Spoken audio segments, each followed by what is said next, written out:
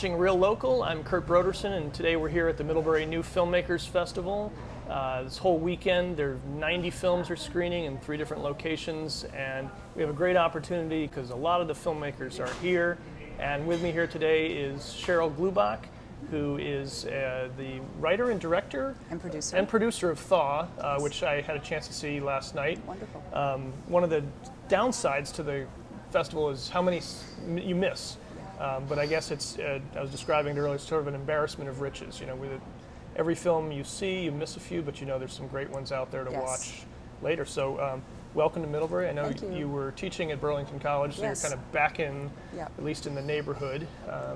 So maybe you can talk a little bit about how Thaw developed, because I know there's some people from the college that you were using, so it was obviously done when you were here, and now you're in Denver. So how did the film start?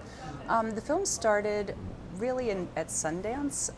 I taught a class at Burlington College where we brought students to the festival to get a sense of what it's like to be an independent filmmaker, to see, I mean, sort of the Mecca, I call Sundance. And it was amazing that while we were there were, in the US competition, there are 12 films. That's their premiere slot, right? And for the first time in the history of the festival, 6 of the 12 films were directed by women. And that was really inspiring, and they had a lot of panels around that conversation, which has since exploded in terms of looking at a lot of the numbers of how many female film directors there are, the paltry number, frankly, of studio films that are made by women. And you know, there are a lot of talented people out there and they're not getting opportunities. So there was a lot of interesting stuff going on. I had been primarily focusing on screenwriting. That's what I taught at Burlington College. I have a background in writing. And I think a few things just coalesced, and I said, you know what, it's time to make a film. I thought it would help my screenwriting, because obviously working with actors, you hear your words come to life, you bring them to life in a set, you have to work with people. I thought it would help my writing, and then it ended up really igniting my desire to make films, which I had initially when I thought I would do this, and then kind of went some different directions. So for me it was, I got inspired, I said I'm just going to do it. We were in production 6 weeks later on a short film that became Thaw. And then I found out in the middle of the process that I would be leaving Vermont for Colorado. And so it kind of ended up becoming a love letter to the state that had given me so much. Well, I know you had I remember you talking with the, I don't know if you're co-producer or your editor. Yes, she was both. She was both. Sort of about that window of obviously the title Thaw, but you were up against the spring Thaw itself as sort of a bookend for finishing your film. Other challenges that you ran into during the process? It was an amazingly smooth shoot, I have to say. Weather, of course, you never can control, especially not in, you can't anywhere, but Vermont's particularly tricky, but it was great. We got it in just before everything melted. I think we even got a snow the day before we shot some stuff, and it was like perfect.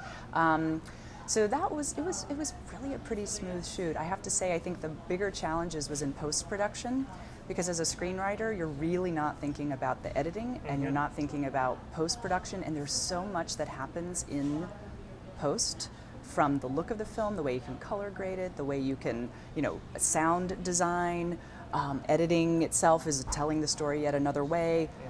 That was for me the bigger thing that I realized and learned from this. So production went very smoothly. The other thing, we were dealing with the fire. I don't know if you remember in the film, that's kind of a motif, right? She goes to this house, and it's a house that has a wood-burning fireplace that there's no other heat in that house, and if you don't know how to make a fire, right, you're out of luck. You're kind of out of luck, and that's where she finds herself, which also ended up becoming a metaphor for her own creativity. She was starting with too big of a log, and so anyway, I would say that dealing with the fire, because we had to take things a few times, she had to light stuff and then put it out. It was a little challenging, but it worked. Well, and I think Vermonters are going to respond to that in particular, because watching it last night, somebody, I can't remember if they were next to me or behind me, they're like, that log is too big. It's funny to see, and from the logistics of filming, it's starting the fire, stopping the fire. Using it as, we all stayed there, by the way. That was like our retreat for the weekend. So we slept there and filmed there, and that was the only heat source for the house. So we had to kind of do our scenes around when we needed the fire where. Right. Now, fairly small, sort of the cast part of Yes. it, but certainly a larger crew. The whole crew stayed with you? Yes. That was, and I got to say, one of the really smart things I heard at Sundance and around, but that you want to. The way to do this inexpensively is to use a location that you have access to. So, people that you know. So I wrote it for Molly Walsh, who's an actress in Shelburne. I wrote it for that location, which is called Five Trees. My friends happen to own it. And so, that's one way to really keep the budget down and make it possible. So we said, okay, we'll just go away for the weekend and we'll shoot this film. And that's what we did. Well, it turned out great. It was a great film. It was sort of in great company. I think one of the things the festival's doing really nicely is pairing the films well. I agree. And people at different points maybe in their career or experience, some people, like you said, coming at it from a screenwriter and academic point of view. I talked with a younger guy today who was a screenwriter and said, I saw an interview with another famous director and said, if you want to do it, you can direct. That's you right. know your That's right. story and just do it. So I guess that's sort of advice to everyone. It is. So now that you're in Denver, what are you doing there? Well, I'm no longer teaching.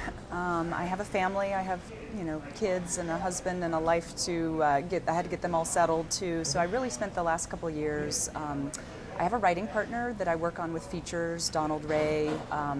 So we worked on a couple things and have, some feature scripts out there that I may or may not direct actually, because that's still something I like to do. But I'm also looking to now make my next film, and I think I'm looking again at the short form. It's just a really great way to hone your craft, to do something manageable. I mean, because when you do a feature, everything goes up exponentially. The amount of, at least for money-wise, the locations. I mean, unless you can come up with a one-location idea.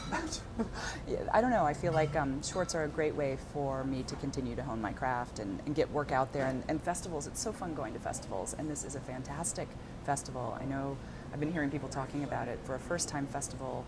Even just for a festival, it's really well run and like warm and welcoming, and it's so nice. So, I want to get another film out on the circuit.